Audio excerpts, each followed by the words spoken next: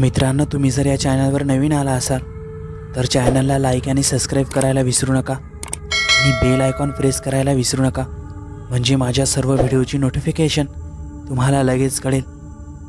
तुमचा एखादा मित्र असेल, तो खूपच हट्टी असेल, तो कधीच कोणाचा ऐकत नसेल आणि त्याच्याच हट्टामुळे तुमच्यासोबत एखादी घटना घडली तर तसाच काहीसा हा अनुभव.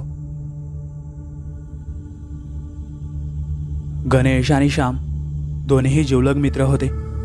गावात कोणत्याही कामात पुढाकार घेणारे असे हे शिकलेले गावातील मुलं होते. आता गणेशची आणि श्यामची नेमकीच 12वी पूर्ण झाली होती. 12वीमध्ये दोघांनीही बऱ्यापैकी मार्क्सही मिळवले होते आणि आता उन्हाळ्याचे दिवस असल्याने गावाशेजारील शहरात ते दोघेही एका कपड्याच्या दुकानावर काम करू लागले. ते दोघेही समजदारपणाने काम करत असल्याने दुकानदार मालक त्यांना चांगलाच मोबदला द्यायचा. गणेश आणि श्यामकडे स्वतःच्या त्यांच्या मोटरसायकलही होत्या आणि त्याच मोटरसायकलला घेऊन शहरात ते त्या दुकानावर कामावरही जायचे. कधीकधी दुकानावर खूप ग्राहक असल्यामुळे गणेशला आणि श्यामला बराच उशीर व्हायचा आणि या उशिरामुळेच श्यामसोबत आणि गणेशसोबत एक विचित्र घटना घडली होती. एका दिवशी दुकानावर बरेच ग्राहक आले आणि कपड्यांची चांगलीच ऑर्डरही देऊ लागले.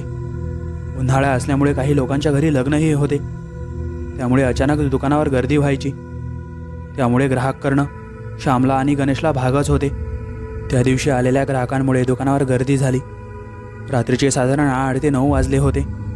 गणेशचा आणि श्यामचा घरी जाण्याचा वेळ झाला होता, म्हणून दुकानाचे मालक श्यामला आणि गणेशला म्हणाले, अरे थोडा वेळ ग्राहकांना कपडे दाखवा आणि तुम्ही दोघेही तुमच्या घराकडे निघा. तसा पण वेळ खूप झालाय. मालकाचं एवढं बोलणं ऐकून श्याम आणि गणेशने काही ग्राहकांना पटपट कपडे दाखवून दिले आणि ते घरी जाण्याची तयारी करू लागले. बघता बघता रात्रीचे 10 त्यांना दुकानातच झाले आणि ते दोघेही त्यांच्या मोटरसायकल घेऊन घराच्या रस्त्याने निघाले. आज दररोजपेक्षा बराच उशीर त्यांना झाला होता.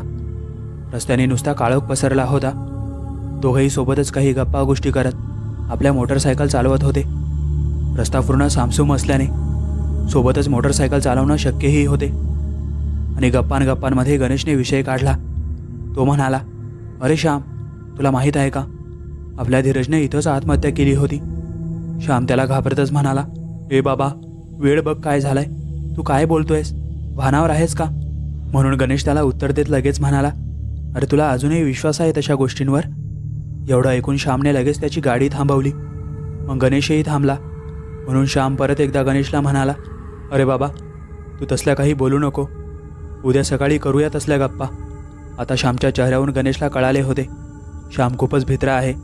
आणि गणेशने मनातच विचार केला, आज आपल्याला उशीर पण खूप झालाय, अशी संधी आपल्याला मुळीच मिळू शकत नाही. आज श्यामची चांगली मजा घेऊया. आणि आता गणेश त्याची मोटरसायकल घेऊन भरधाव वेगात श्यामच्याही खूप पुढे गेला. श्याम त्याची हळूहळू ड्रायव्हिंग करत रस्ता पार करत होता. श्याम खूप भित्र्या स्वभावाचा असल्यामुळे त्या रस्त्याच्या आजूबाजूच्या काळ्या कुट्ट अंधाराला खूपच घाबरत होता. आता गणेश खूप पुढे जाऊन श्यामची वाट बघू लागला. श्याम चांगलाच घाबरला असेल असं आता गणेशला मनातच वाटू लागले.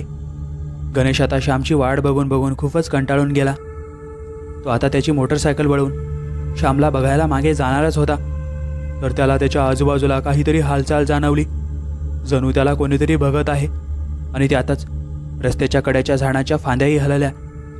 आता गणेशला वाटलं, कदाचित मी श्यामला घाबरवले म्हणून तोही आता मला घाबरवत असेल. म्हणून गणेशने त्याची मोटरसायकल रस्त्याच्या कडेला उभी केली. पण त्यातच समोरून श्यामच्या मोटरसायकलचा लाईट चमकताना दिसला. आता गणेश चांगलाच विचारात पडला. श्याम त्याच्याजवळ पोहोचल्यानंतर म्हणाला, एवढा लांब निघून आला होता आणि त्यातच त्या रस्त्याच्या झाडांच्या फांद्यांमध्ये परत एकदा हालचाल जाणवली. आणि आता ही त्या झाडांच्या फांद्यांमध्ये होणारी हालचाल आता श्यामनेही बघितली होती. म्हणून श्याम लगेच गणेशला म्हणाला, अरे एवढ्या रात्री कोणत्याही झाडाची फांदी एवढ्या वेगात हलत नाही आणि आता काही वाऱ्याचं झुडूकही आलं नाही. हा काहीतरी वेगळाच प्रकार आहे. गणेश, चल घरी लवकर. गणेश खूप धीड स्वभावाचा होता, म्हणून तो श्यामचं मुळीच ऐकत नव्हता आणि श्यामला म्हणाला, अरे तू किती घाबरतोस, तसं काही नसतं. ते जे कोण आहे ते आपल्या गावातीलच आहे आणि आपल्याला घाबरवण्याचा प्रयत्न करत आहे. म्हणून आता लगेच गणेशने आवाज दिला, कोण आहे रे तिथे? तिकडून काहीही प्रतिसाद आला नाही. श्याम इकडे खूप घाबरत होता आणि गणेशला सांगत होता, अरे माझी आजी सांगत होती इकडं काहीतरी भुताटकीचा प्रकार घडतो, चल इथून. पण गणेश काही ऐकतच नव्हता. आणि आता अचानकच खूप जोरात वारा सुटला आणि काही क्षणातच बंदही झाला. आणि आता कोणीतरी हसत आहे असा काहीसा आवाज येऊ लागला. आणि जेव्हा गणेशने आणि श्यामने त्यांच्या आजूबाजूला बघितले तर त्यांच्याच काही लांब काही मुलं हसत होते. त्यांनी सर्वांनी पांढरे कपडे घातलेले होते आणि विचित्र हसत होते. त्या सर्वांचे कपडे एवढ्या अंधारातही चमकत होते. हा काहीतरी वेगळाच प्रकार होता हे मात्र श्यामला कळाले होते. पण गणेश मात्र रागातच म्हणाला, कोण आहे रे तुम्ही आणि का हसत आहे? आणि त्यातीलच एक मुलगा त्याच्या बोटाच्या इशाऱ्याने श्यामला आणि गणेशला त्यांच्याकडे बोलवत होता. श्याम घाबरतच गणेशला म्हणाला, अरे हा काहीतरी चौक्याचा प्रकार आहे. गणेश, मोटरसायकलला किक मार आणि घरी चल. पण गणेश मात्र त्याचं काहीच ऐकत नव्हता. आता रात्रीचे साधारण 12 ते 12:30 वाजले असतील. आणि आता गणेश त्या हसणाऱ्या मुलांच्या खूपच जवळ जाऊ लागला. गणेश जसा त्यांच्या जवळ जायचा तसेच ते हसत पुढं जायचे. श्याम गणेशला खूप समजवत होता पण गणेश मात्र त्यांच्याच धुंदीत होता. बघता बघता गणेश आणि श्याम पूर्ण रानमाळ त्या मुलांच्या मागे फिरू लागले. पण तो काही भुताटकीचा प्रकार होता.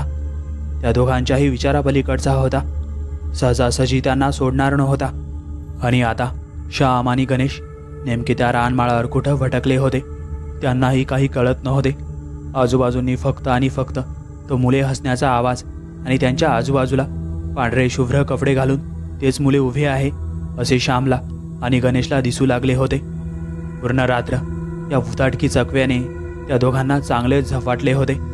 कदाचित श्यामचं ऐकलं असतं तर बरं झालं असतं असं आता गणेशला वाटू लागले होते. श्याम आणि गणेश आज चांगलेच भुताटकीत अटकले होते. आज त्यांची एक चुकी त्या दोघांना कुठे नेणार होती हे त्यांना माहीतच नव्हते. आणि बघता बघता सकाळ झाली पण गणेशचा आणि श्यामचा काहीच अतापता नव्हता. आता पूर्ण गावात चर्चा झाली. गणेश आणि श्याम रात्रीपासून घरी आला नाही. काही विचित्र चर्चा गावात रंगू लागल्या. कदाचित दुकानातून चोरी करून पळून गेले असतील अशा विचित्र चर्चा गावात रंगू लागल्या. पण आता काही गावकऱ्यांना त्या दोघांच्या मोटरसायकल त्या रस्त्याच्या कडेला पडलेल्या सापडल्या. म्हणून काही गावातील लोक रानमाळाने श्यामला आणि गणेशला बघू लागले. श्यामच्या आणि गणेशच्या घरी चांगलाच आक्रोश पसरला होता. पूर्ण गावातील गावकरी चांगलेच हताश झाले होते. काही गावातील लोक म्हणत होते कदाचित या दोघांनाही चकवा लागला असावा. अशा खूप चर्चांना गावात उधाण आले होते. आणि आता बघता बघता चांगलाच वेळ उलटून गेला. आणि गावातील जे गावकरी रानमाळावर श्यामला आणि गणेशला बघायला गेले होते त्यांना शेवटी श्याम आणि गणेश रानमाळावरील एका डाबक्या विहिरीत बेशुद्ध अवस्थेत सापडले होते. कदाचित ते विहीर खोल असती तर दोघांचाही रात्री जीव गेला असता. काही दिवसाच्या उपचारानंतर दोघेही बरे झाले. पण त्यांच्यासोबत घडलेला प्रकार त्या दोघांनीही गावातील सरपंचांना आणि गावातील काही गावकऱ्यांना सांगितला. पण गावकऱ्यांच्या आणि त्या गावाच्या सरपंचांच्या तो प्रकार विचारापलीकडचा होता. पण त्याच गावातील एक म्हातारे आजोबा सर्वांना सांगू लागले, अरे त्या जागेवर जिथं श्याम आणि गणेश बेशुद्ध अवस्थेत सापडला त्या जागेवर काही वर्षापूर्वी एक परिवार राहत होता. पण कालांतराने तो परिवार तिथून शहराकडे रवाना झाला. आणि मग तिथे एक म्हातारी राहू लागली आणि ती गावातील काही मुलांना चेटूक करत होती. हा तिचा पूर्ण प्रकार खूपच वाढला होता. आणि काही दिवसानंतर गावातील काही लोकांना माहीत झाले. म्हणून गावातील काही प्रतिष्ठित लोक जाऊन त्या म्हातारीला तिथून गावाच्या बाहेर काढून दिले. पण ती म्हातारी तिची जागा सोडून गेली. पण ती जाता जाता गावाला आणि ती राहत होती त्या जागेला श्राप देऊन गेली. आणि तिच्या श्रापानुसार कधीकधी अमावस्याच्या रात्री त्या रस्त्याने तसे भयानक आणि भीतीदायक अनुभव काही लोकांना येतात. पण गणेशच्या आणि श्यामच्या घटनेनंतर गावातील लोकांनी त्या जागेवर काही मंदिर उभारले आणि तशा घटनाही काहीशा बंद झाल्या. मित्रांनो, तुम्हाला ही कथा कशी वाटली आम्हाला कमेंटद्वारे नक्की कळवा. आणि तुमच्याकडेही अशा काही कथा असतील, अनुभव असतील तर आपल्या चॅनलला नक्की शेअर करा.